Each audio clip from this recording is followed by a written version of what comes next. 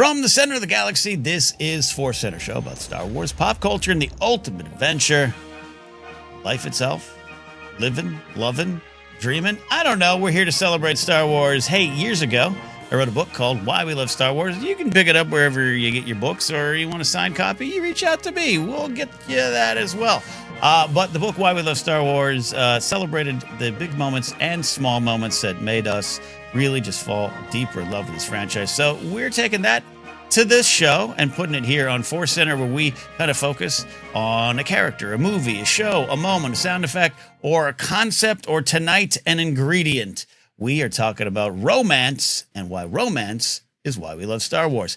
I cannot do that alone. I'm not going to say, I was going to say she's a Star Wars romance expert. No, it's just because she understands Padme and Anakin's relationships, the good, bad, and the ugly of it all. She is a great comedian who runs a wonderful show here in Southern California. I had the pleasure of having her on a few of my shows here locally. Please welcome Grace Kasemeier to the show and to ForceCenter. How you doing, Grace? I'm good. I like being a Star Wars romance expert. I'll put that in my bio. I don't care.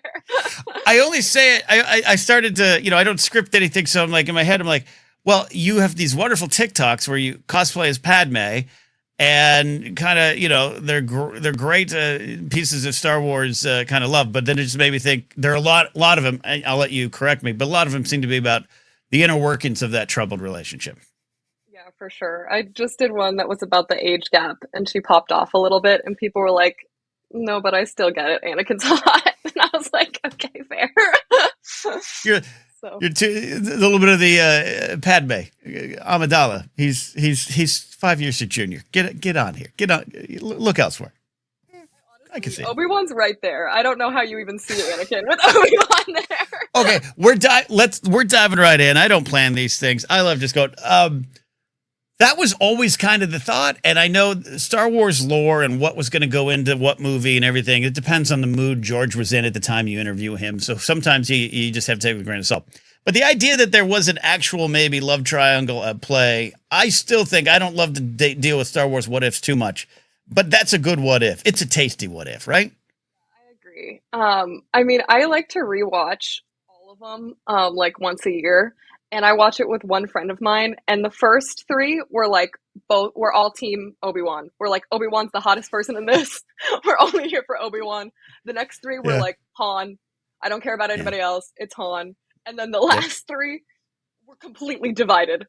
I'm fully Kylo Ren, and she's fully Finn, and there's no bringing us together. Okay. Okay.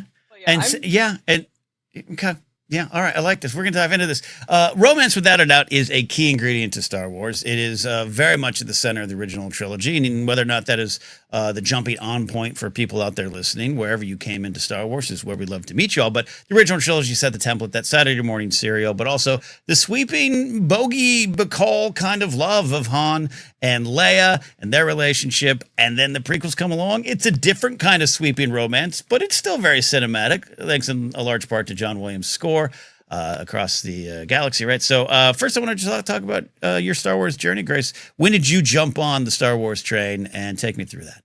Yeah, so I watched Star Wars when I was a kid, and the like narrative around the time was like prequels are terrible, and then the originals are like the good ones, and then the sequels were like a dream, right? Like that was far in the future. Sure.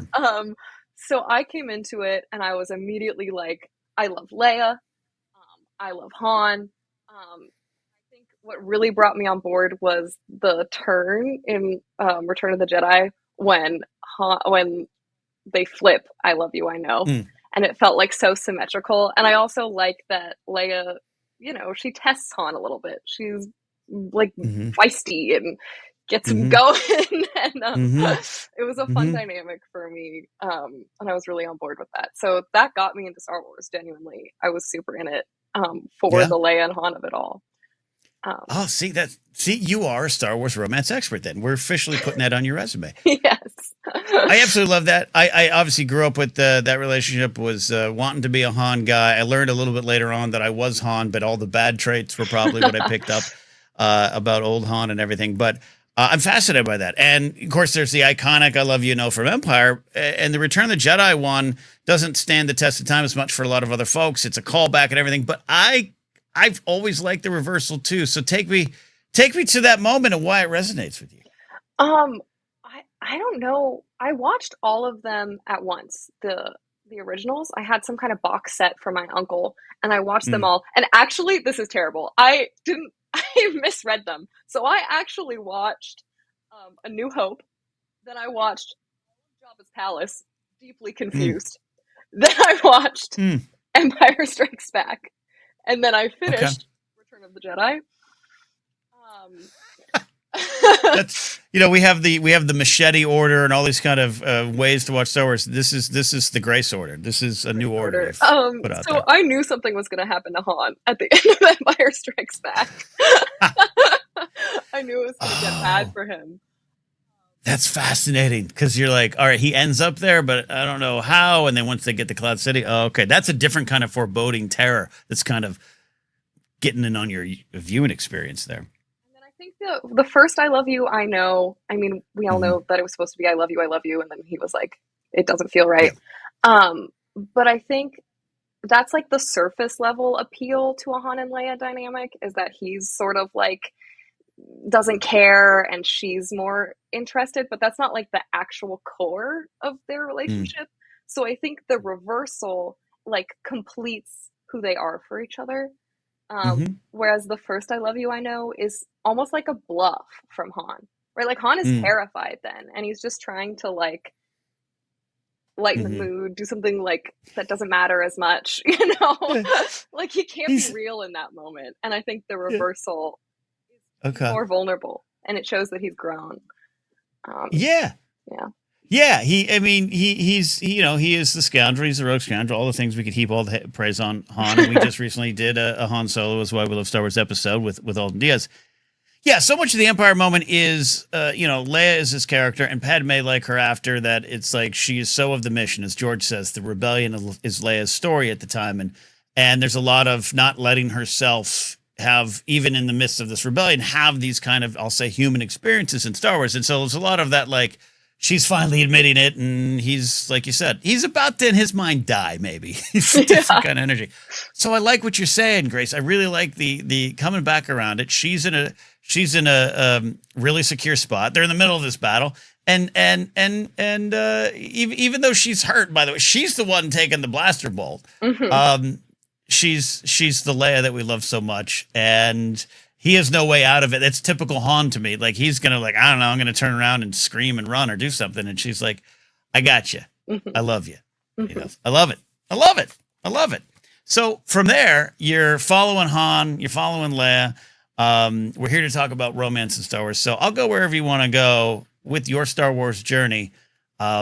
Is romance something you're I know there's so many things to love in Star Wars, and you do love so many things in Star Wars. I haven't talked with you about it, but I, for one, always do look for romance. It's not always needed. I don't want it forced, especially in these modern times. I didn't need Rey to immediately have a love interest, but I also sometimes in this modern era feel that those sweeping romances are sometimes missing from Star Wars. Where do you go with your romance journey in Star Wars after the original trilogy pulls you in? Yeah, so I agree. And I think Rey didn't, we'll talk about it later, but I think Rey doesn't need a romance in the same way that Right. other people do. But I like it because it always presents characters with the opportunity to change and grow. And it's also fun because I like romance. But Yeah. it presents this narrative obstacle that's really like, are you gonna grow and to be with this person, or are you not gonna grow to be with this person?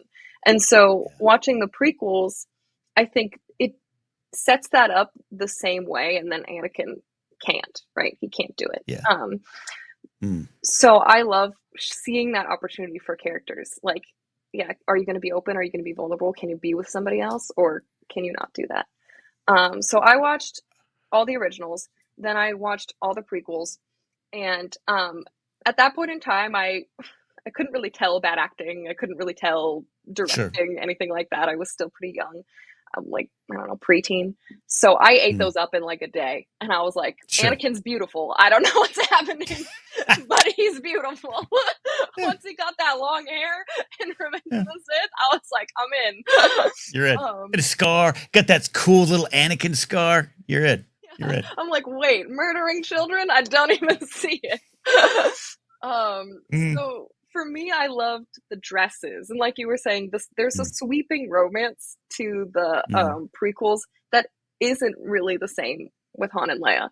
Han and Leia Yeah. feel a lot more grounded, a lot more real. It's like a time of war. Like it's Hmm. harder to find love then, and I think you know, th- like Anakin and Padme are lounging around on Naboo. Like they got Yeah. nothing to do.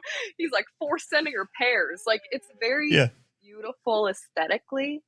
Yeah. Um, but it feels like there's not as much emotional things happening between them. I think there's Yeah. a interview with Natalie Portman where they ask her why Padme likes Anakin, and she goes, I always think about that because I don't think I there's as much running underneath. You know what I mean? yeah. Yeah, I do. This is fantastic. This is why I love doing the show and going to where places I wasn't prepared to go.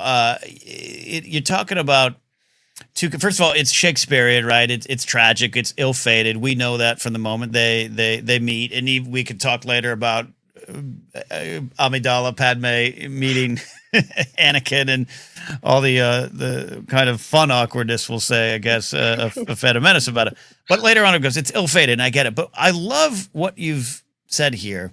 Whether it's not, it's super intentional. It's what we love doing here at ForceCenter. We find the themes, we find what's there, but also sometimes it's the interpretation of a lot of what's going on between Anakin. Maybe mostly from his side, but definitely both of them is it's real. There's a connection. They're feeling something, but it's I don't want to say performative, but you're talking about the fruit and everything. It is both young love, but it's also not deep. And you're very, very smart to say love, romance, relationships are about what are you willing to change, right? There's a great song. I cannot remember the exact lyrics, but like love is about the changes you make, not the three little words you say. Mm-hmm. And Anakin's still the dude that's like, I love you, and that's it. That's kind of his emotional growth. That I said I loved you, that's enough. And she would require wants, and he needs to make more changes and fails. And that's part of the reason they're ill-fated. That's a beautiful way to look at it. Yeah, I mean, even if you look at like his reaction to when his mom dies, like he has no growth from that point. He watches his Right. mom die, and his reaction is to murder all of the Tusken Raiders. And then Yeah. at the thought of losing Padme, the same reaction Mm. occurs. Like there's no Mm-hmm. other path for him. Yeah. So it's really, yeah, he consistently can't grow, which is his path to the dark side, I think. You're preaching. You're absolutely preaching. You're absolutely right there. It is what's going on, and what that the negative attachment, the toxic attachment of you know. Of course, you love her. The Jedi aren't saying you don't form attachments or feelings. It's just you. I think it's often misinterpreted too, even in our real world, what Star Wars is trying to say about it. But like, hey, you got to be prepared to let it go because letting things go is just a form of change. It Yeah. is really change. I myself in my own life, after 8 years having a relationship change, and I'm glad that I had every second of it, but I have to be able to say, I have to let that go and I have to be able to move forward. And she has to be able to move forward. Otherwise, yeah, you're Anakin and you're Yeah. stomping down a hallway and you can't get anything. So the romance in the prequels is totally different, but I Yeah. think it's just as important. Oh, also to your point about the like performance of it all with the pair, Yeah. I was thinking about this a lot. Like Queen and Knight is sort of like a romance that we've had since like medieval times. Eleanor of Aquitaine like made courtly Mm, love a thing because knights mm. were disgusting and soldiers, and then she was like, "You actually have to have manners." Yeah. So this Try a little harder there. yeah, this French queen like came up with courtly love, and it has all it's super contrived, and there are all these things you have to do, and like poetry you have to write to your Mm, lady. But mm, those ideas and those mythos live in our culture for a really long time. And mm, I saw George talk at Comic-Con in San Diego, and he talked mm. a lot about the myths that we believe and how those like permeate our culture, whether or not they're true. And he was talking about like the American family and the ideal about like Thanksgiving. But I think it's Mm. true of like the Queen and the Knight. And I think Anakin and Padme are super like they're that to the extreme. Yeah. um, and yeah, Yeah. he ultimately fails at courtly love, at being with her Yep. in a real way. He fails on every level. Um, Annie, little Hmm. Annie. Yeah, no, yeah, I'm literally a knight and a queen. Hmm. Giving his roses to the queen there, like a good Game of Thrones night too. Um, absolutely, and yeah, so many places to jump over that. I almost want to just spend a long time just analyzing the Padme and Anakin of it all places to go. But what you have complicated feelings about Padme the character, and I know we talk about her for there's some outside forces and some things happen in Revenge of the Sith, and she's definitely kind of sidelined in a major way, and the death is controversial. We can have those conversations here if you want, but I'm just more fascinated on you and your relationship to Padme the character and that relationship and what it might say or not say about her. Yeah, I have so many different ways I want to go with that.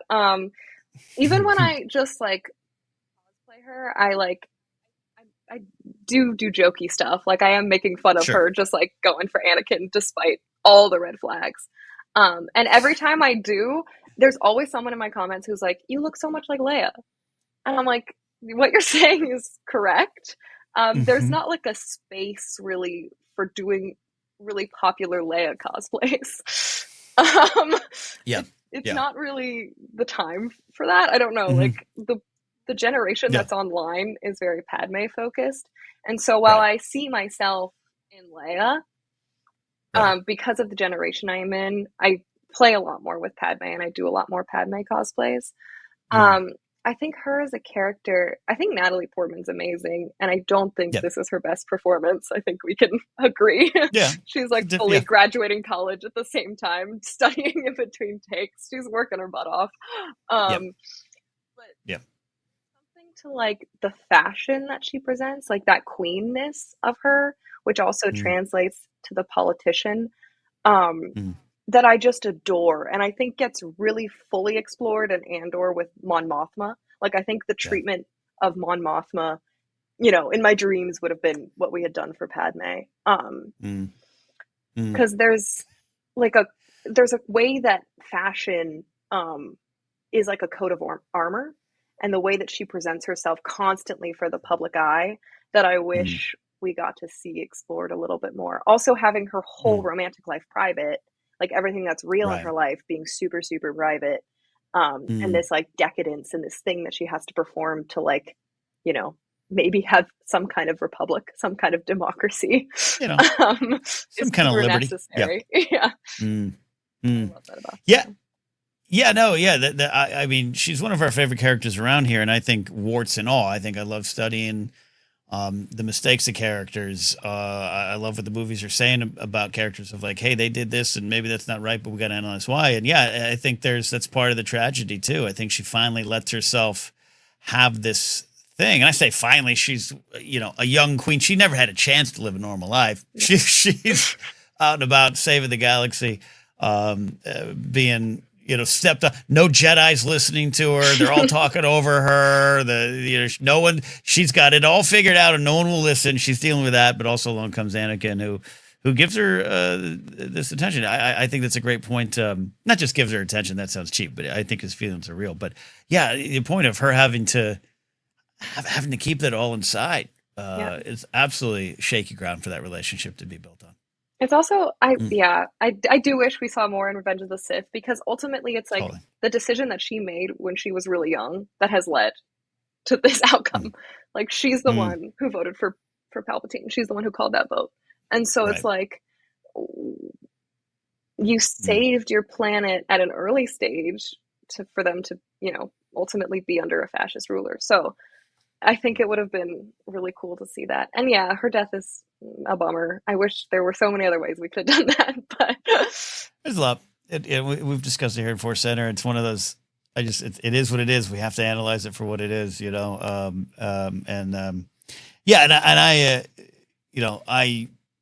I know Natalie Portman's relationship with Star Wars has ebbed and flowed over the years, but I think it's mostly positive. I mean, mentioned it on the SNL videos and everything, and I think she's in a mhm. spot now. She realizes the power of Padme, and whether it's through DH or not, we've been discussing a Force Center a lot recently. Of like, I'm on board for like a live action Clone Wars movie. Like, just bring them all back, DH. Yes.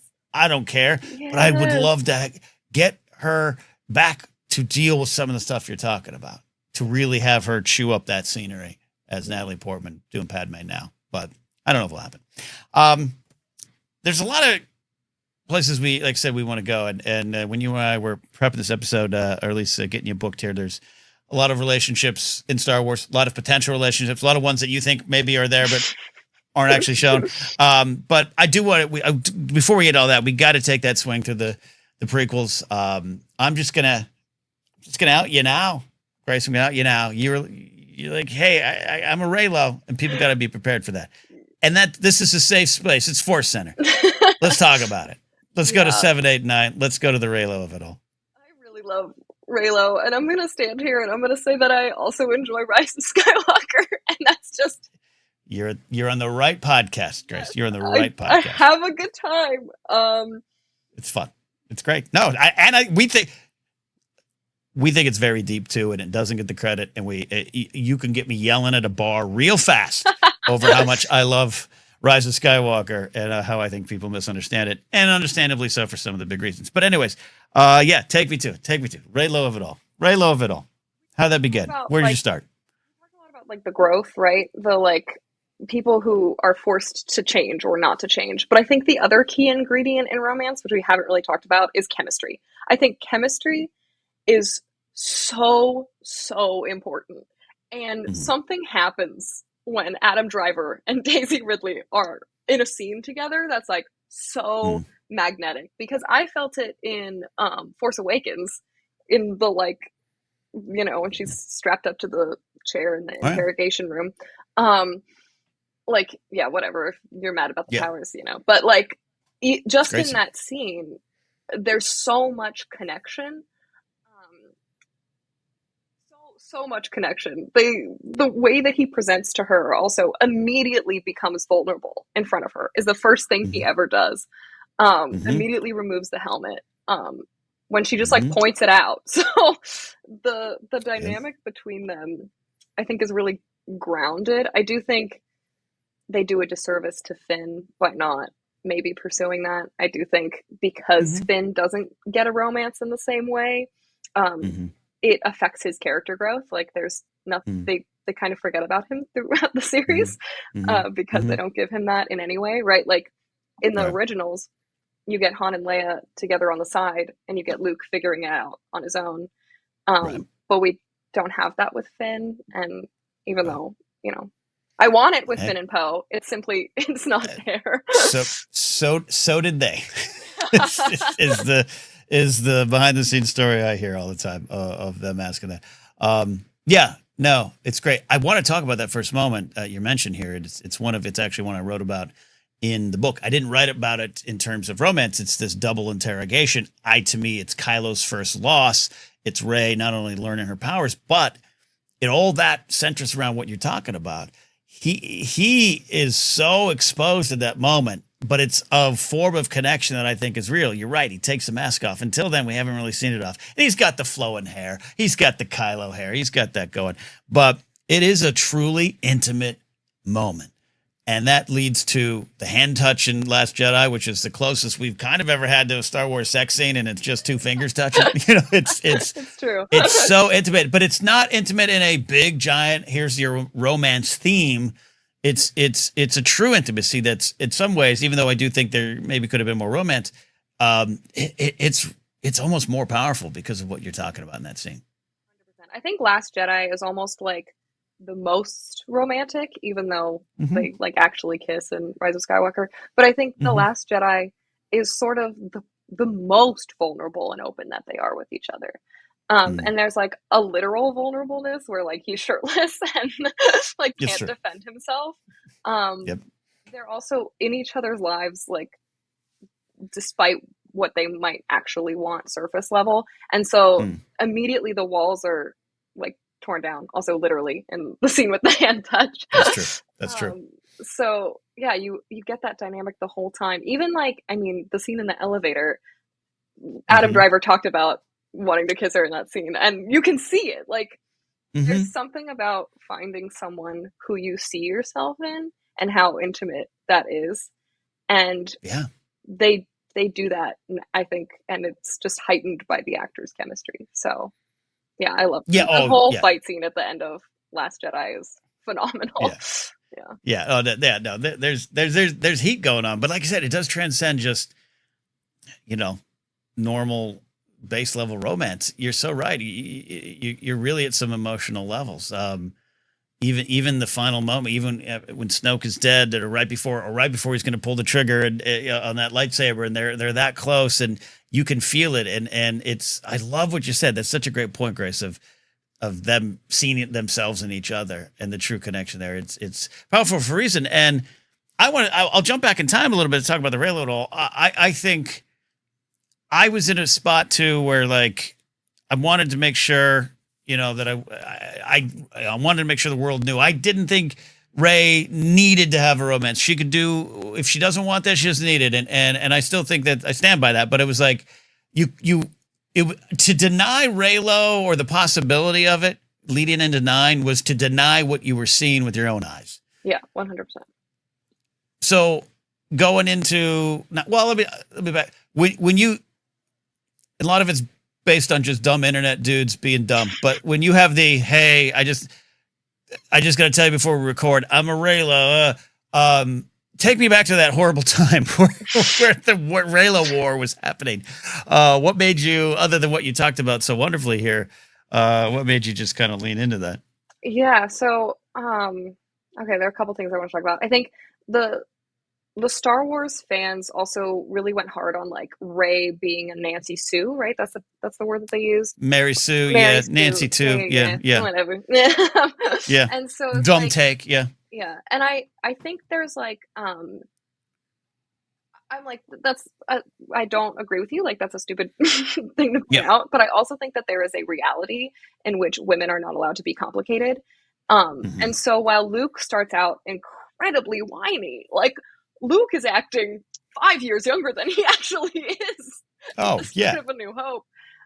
Yeah. Because Rey has to start perfect, there's not a Mm, lot of room for her to grow in the same way. mm, And I think what happened with Reylo is that it presents her with a lot of humanness and a lot of struggle that is not otherwise given to her in the narrative. She's not given the grace of like being able to fail in other ways. And so I mm, think her one of her main struggles that they ended up with is the light that she sees in Ben and the way that she also sees his darkness, and she does not know which one mm, she's drawn to. She doesn't know which one's in herself. She can't mm, tell what's what. And I think they sort of uncomplicate that by making it like the dyad and the force or whatever. mm, But mm-hmm. I think that's why I love Reylo so much, is because it does let her be human in a little bit more ways. It lets her be more complicated. So. I absolutely believe that. You get a ForceCenter well said, a tradition around here with wonderful points. I'm almost speechless. I've never heard Raylo described in that way, Grace, of more than just two characters that get some heat and chemistry and we're rooting for them, but exactly what you're describing in her. And the wonderful, true, and tragic point of this character has to start at perfect. Mm-hmm. Her growth is already limited because of just so many dumb things, and also just the way it has to, the way it plays out. That it just, again, it makes a lot of sense in a way. I wish you would explain that to me in 2017. Because I was never against Rayla. I was never against it. There was just a whole thing. There was a whole online thing, and it got a little weird, and it got combative, and it's mostly about a bunch of old men telling younger fans what they can or cannot do with their love of characters. Just became a thing bigger than it was. But to break it down to the moment you're talking about, because that's so much what's at stake in Rey, right? Is who am I? What's this power? What's my place in the story? And when I think I know, I learn something else about it. And now my very nature could destroy me and my friends. And also this guy comes along and what's pulling me in? I don't know. And I'm afraid to maybe find out. That's spectacular. A spectacular foundation for building romance. Yeah. I Tragic also as it think, might be. there's shame around the like being a Reylo fan, but I also think it's interesting because you're coming from the like the guy side of that. But there's also like a whole community of women who love Reylo, right? There's a Hmm. massive online support for that. There's so much fan fiction. There's published fan fiction. There's published fan fiction that they're making into movies now. Like Right. it's Right. so Isn't it big. Daisy? Is Daisy's husband is behind that picture with her? Yeah, I just saw that article the other His day. husband's playing the Adam, the Kylo Ren character. It's amazing. It's I amazing. think is something like it's like a pun about Driver. I can't remember. Oh God, it's Mm, like road or something. It's like really obvious. that's amazing. That's amazing. Um, how? Yeah, the big fan of Rise of Skywalker. You said you are, or at least you enjoyed a lot. But let's talk about that landing. I, in the end, like the choices. I like where we go. I still think some of the moments. I love J.J. Abrams and his take on Star Wars, but I've always disagreed with his like, no, that was a friendly kiss at the end. Like, I would like to replay that in a different fashion. Where are you at the ending of this ill-fated relationship? Yeah, I totally agree. Like what I don't kiss my friends like that, but you know, not Yeah, not I all mean, maybe day. some birthday parties get a little crazy. I don't know. You're out in Joshua Tree, drugs are happening. Who knows? I don't know, kids. Be careful. But yeah, JJ, I remember just hearing that and just kind of going, JJ, of all the things to say, that one ain't it. That one ain't It it. just feels like backpedaling for no reason. Like Yeah. just yeah. Yeah, it already happened. Just be okay with it. I do think I want to talk to you about a little. I was thinking about this a lot, but there's two main like relationships in Star Wars, and it's father son.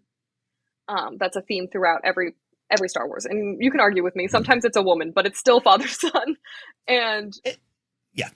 It's light on moms. it's also romance. Mm. And the thing that happens with Kylo Ren is that the father son allows him to be vulnerable enough to actually love Rey in whatever capacity he can. And I think that Hmm. the resolution of that for him, yeah, allows him to run to her at the end of Rise of Skywalker.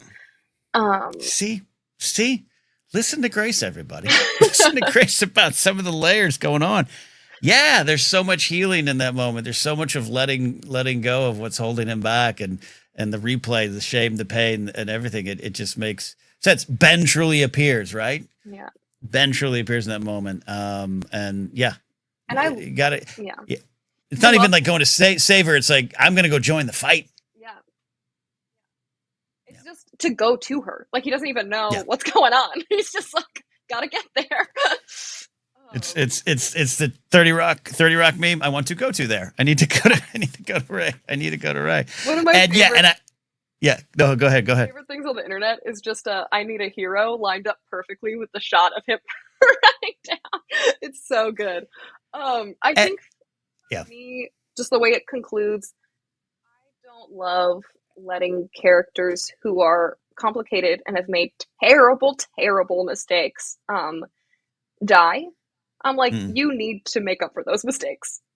And I mm-hmm, think that like being killed off as a character just absolves you of all of that without actually mm, having to work or like repent or do anything to help the people that you annihilated, right? Like Kylo Ren's mm-hmm, not a good mm-hmm, person. mm-hmm. So for me, I think killing him off is easy, and I don't love that arc. Um, Yeah. it's easy to decide in one moment to save someone who you love. It's hard to decide every single day to make up for everything that you've Oh man, you're describing marriage or something. It's too real in here. Yeah, there's a lot to that. And I remember back leading into episode 9, especially on the Jedi Council days when I was over there at Collider, like I love the Vader stuff, and the Vader stuff is myth. And he dies, Luke, everything, the Force Ghost, it's a little bit different, but as modern audiences have come along, I've had this conversation about Vader where people are like, done. I'm not cheering for him. He killed all these rebels and everything. Like, and it's like, well, yeah, but George is, yeah, but you're also not wrong. So in the modern era, like I would have loved, we would have had a scene in episode 10 or something, but like I remember joking on Jedi Council of, I want to see Ben Solo walk into the New Republic headquarters, like, hi, hey, hi, sorry, I'm so sorry for that. Like, let's deal with it. Let's deal with it. And that's why like I said, I was never anti-Raylo, but I was always like, I don't know, did they need to be together? I don't know, but now looking back, if they had had the chance to, it would have been the most real relationship in Star Wars we've probably ever had, until maybe some later stuff and or Bix, all that kind of stuff. But like to have them, both have to change, both become stronger, seeing themselves reflected in each other. It's pretty powerful for a reason. And so no shame for being a Raylo around here, Grace. Yes, thank you. Yeah. What are some of your other favorite examples of romance in Star Wars, or perhaps romance that you wish was in Star Wars? Go with that. I know. I wanted to talk about Zeb and Callus because I just think they're great for each other. That's your number one ship is Callus? Honestly, it's like Han and Leia, and then it's Zeb and Callus. I feel it. It makes sense, right? It's a strong connection. It's something different. And they go on, it's like Gimli and Legolas, I guess. They go on and have ventures outside the story. But Callus's redemption is, I think, one of the more powerful in Star Wars. I think there's a reason Rebels resonates with so many people, myself included. So it's that you were one of the first people I know that's out there, but you were the first people I know that's directly been like, I want to talk about this. I'll talk about this. Yeah, I think to your point about wanting Kylo Ren to like have that moment where he has to come back, we get that with Callus. We get that with Callus and the Rebels, and everyone's like, shot at us. Like, we know you. Yeah. And I think it's fun, to see that change and growth. And I think that like, I love romance, like not just in Star Wars. I read a lot of romance. I know a lot of romance tropes, and there's one that's like super popular. That's like the one bed trope. And it's like when you book a hotel, there's only one room left, and it only has one bed, and you have to share the the bed. And I swear to God, that is what that episode feels like when they're stuck on that, what is it, Hoth Moon? I'm like, this is exactly this trope. Like, I'm watching it happen. It's it's a sitcom love. It's enemies to lovers. They're trapped together. I love them. I think they make each other grow. We have barely any time left, but very good. You also love Obi-Wan and Satine. Queen and Knight, and I think executed in a way that is sort of those motifs driven to a better point.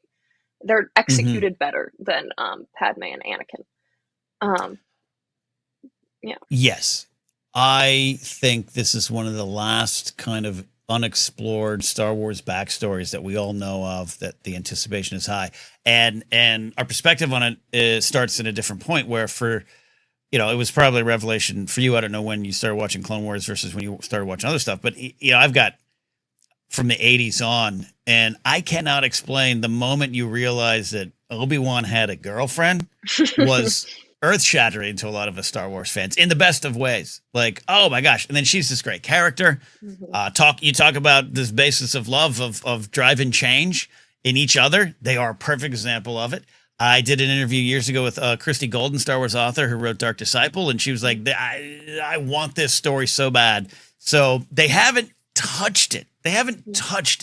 I'm dying for it to show up. I think it's one of the last unexplored romances in Star Wars. We need that story. I also think it's nice because they're morally, like, the execution of their moral beliefs differs, but they're morally very aligned, which I think is nice to have in a couple. Because a lot of times they set up enemies to lovers to be like diabolically opposed about their beliefs. And it's like, that's just not going to function. And I think it's nice to see two people who truly believe in justice and morality and like democracy, just executed in different ways, like violence versus nonviolence. But you're 100% right. Also, is there like a version of younger Grace in a rom-com going, this won't work. It's not going to last. Everybody, it's not going to last. Pretty Woman, you think it ends happy, but it doesn't last. Have you seen them? They're not going to go well. Yeah. It's from Speed to Speed 2. Jason Patrick, contractual reasons, whatever else. I still do like, though, that in the second one, they're like, oh, yeah, relationships starting under tremendous pressure. That's not going to last. You're on a speeding bus that's about to blow up. No, don't worry about it. Not real. Yeah, that's not real. But Obi-Wan and Satine, absolutely. No, absolutely. What are some of the other Explore ones in the time we have left here? We got Bix, Cassian Andor.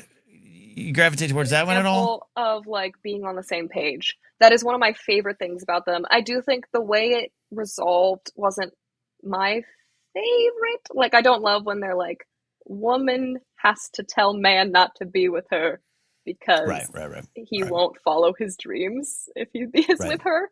I don't love that as a dynamic. But I do think they're so on each other's page. Like, when she's seeking out retribution for what happened to her, he's there. And he's like, yeah, let's go. Let's go mess that guy up. Let's go do it. And I love that. I think it's, especially for them, because they're under so much stress and there's so much secrecy and so much, day-to-day pain, that for them to be able to be together and like confide in each other and have like small moments of intimacy. We also see small moments of intimacy with them. Like, it does feel like the most real relationship in Star Wars. As opposed to Cyril and Dedra Miro. Also does feel real, but in a crazy way. Yeah, more real, right? More real. You're like, those people, but you don't want to hang out with them. Yeah. And one of the big final ones to talk about for me is I'm a big fan of Emilia Clarke, big fan of Kira, big fan of Han. And though it does touch upon what you were talking about, is Kira's kind of saying, you got to go on. It's to me, correct me if I'm wrong, or it's your perspective and mine here, but Kira is almost like, you dummy, get the hell out of here. Like, just go. Let's go. There's a lot more going on. There's a lot of where she feels you only fight to survive. You fight to win. And they both have their kind of journeys, but I just I'm reading the E.K. Johnston Kira book right now, which picks up after they separate on Corellia, and I just love the character. I think there's so much more to mine, and she got a lot out of that film after initially being told by the other original directors, just play a femme fatale. I think she brought a lot to that. But anyways, your thoughts on Han's first girlfriend? Yeah, I think. Okay, I know you guys really love Solo, so I'm not gonna be, because it's not my favorite. But for me, I think Emilia Clarke is phenomenal. Kind of in everything she does. She did a Christmas movie that I like a lot. Last Christmas, I gave you my heart. Yep. But I think that the narrative that she's given, it falls into that category for me of still being in that femme fatale sort of limiting space where she's really there to drive Han's character arc in a way that with some of the other couples we were discussing, it drives both of them, which is why I do like Reylo. And I think with Kira, she's not really given the space to be complicated, to be super layered. She starts out kind of in the same place where she ends up, even though it's a reveal to the audience. She's not changing. So I think it feels a little bit more limiting to me. It also feels like a way to be like, see, Han he went through some stuff. But I'm like, he could have just kind of been a shitty dude. It's okay. But they're like, no, a woman was mean to him. We have to make him feel better about it. And I'm like, she's the one pointing out the truth. She's the one saying, you're good beyond just I think you're giving her grace. I don't think the narrative gives her grace. Yeah, well, no, I think it's also what we're left with the film. This is why I'm dying for her to come back into the role. And the character has popped up in comics. I'm reading the C.K. Johnston book, like I said, I like it. I played Outlaws where she shows up. But I really do want more of this character as played by Emilia Clarke. Absolutely. And the thing with Solo, and Joseph has said it here on the channel, like, everyone in that movie is there for Han. So and I think audiences expect a little bit. At the time that movie was being made and thought of, and the script goes back to 2011 or 12. Sometimes the expectations have changed, and I think that's part of it. Is we want more. It's a good character. We Yeah. want more. I think everything you're saying is absolutely fair and correct. Yeah. So, And then I also, all right. I mean, I love Hera and Kanan. I know we're wrapping it up, but I love Ah, Hera and Kanan. I wept always done. openly when Yeah. he's blind. She's like, "You could always see me." Yeah. That is one of the best scenes I've ever seen. What? No, and two kind of different. Or it's a special Star Wars relationship. Them and it's all about family, found family, and everything. So we find them at a different point. It's not overt. We got the big kiss later on and all that kind of stuff, but it's never played as will they, won't they sitcom kind of stuff. It is just it's real love at a time of war from two strong characters. So yeah, it's earned. Everything about their story is earned. It's really that, like, we've been talking about seeing yourself and somebody else, and it's sort of one of the best versions of that too. Also, I think. Absolutely. Absolutely. All right. We're almost done. Any other romances you want to celebrate in Star Wars, or just want to yell at Han some more? Anakin, what do you want? I don't know. I could talk about Star Wars forever. Well, we will absolutely get you back to do more, do some Star Wars rank and some other things. This has been an absolute pleasure. I always felt bad. We met in a green room at a comedy show, and it's always a weird spot because like people don't really, if you don't know me, sometimes I'm introduced as, oh, he's a Star Wars guy, it's a Star Wars podcast. And I know I'm a, older white male with a beard. And you had said something, I kind of was like, I remember kind of like, the prequels are greater. So I've said something that I remember later on going, oh, she probably thinks I'm just an old crusty asshole that's just like trying to tell her what to feel about Star Wars. And so number one, retroactively, sorry. But two, no, you got a wonderful take on Star Wars. You've said some beautiful stuff here today. So absolutely, please come back. Thank you. I would love to. I also think you immediately followed that up by doing your stand-up, and I was like, he's not that weird, crusty old man. That's true. But I just get so used to fighting publicly about Star Wars, like not because I don't want to, but I'm so used to just when I'm off on off the podcast, which is really like my job. So I don't want to talk Star Wars, but I just can't help myself sometimes where I'm just like, no, that's not. And that wasn't necessarily you, but like that gets me into more trouble than it's worth out in the wild. So I appreciate the grace you gave me, Grace. Because I also fight people, so I can't be mad at people. There you go. All right, everybody. This has been part one of maybe an ongoing conversation with Grace about romance. Like I said, I was half joking, romance expert. You're a romance expert. You're bringing in French queens that are setting up the courtship system. You know romance. Romance. Grace, before we get out of here and I tell them where to find us on ForceCenter, please put yourself over. Where can they find you? Where, if they're local, can you see your shows? I'll just say this, you're a spectacular joke writer and a great performer, an up-and-coming comic in the space, so I'm very happy and honored to have you here today. Where can they find you? Thank you so much. Yeah, you can find me on Instagram at Grace Faye K. So it's Grace Fayek. And then on TikTok, I'm Grace Faye K100, I think. But if you look up Grace Faye K, you should find me. And then my monthly show is Comics Con, a fangirly comedy show, and it's at the Glendale Room every second Thursday of the month at 7:30. And the theme around that show is that I think anyone can be a nerd if you talk for long enough, and I don't think you should interrupt women when they speak. So it's all non-men and women. It's perfect. Absolutely. Check it out if you're local. Follow Grace.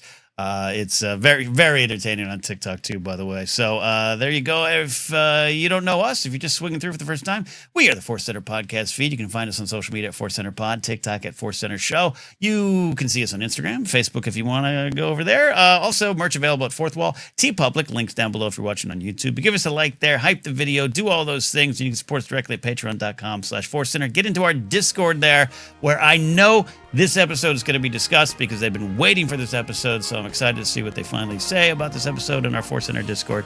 Follow me at Ken Napzok for all the information, including local shows as well. That's it. We'll see you next time here on ForceCenter.